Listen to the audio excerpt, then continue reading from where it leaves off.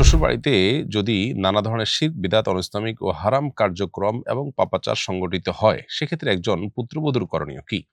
একজন পুত্রবধূ হিসাবে তার কাজ হবে সচেতনভাবে হারাম কাজ থেকে নিজে বেঁচে থাকবেন এবং শ্বশুরবাড়ির লোকজনকে হিকমার সঙ্গে, প্রজ্ঞার সঙ্গে তাদেরকে দ্বীনের দাওয়াত দিবেন, তাদের ভুল কাজগুলোকে চিহ্নিত করে তাদেরকে সতর্ক করবার চেষ্টা করবেন। এরপরও যদি তারা সেই পথ থেকে সরে না আসেন, তাহলে নিজে সেখান থেকে সর্বোচ্চ সতর্ক থাকবেন।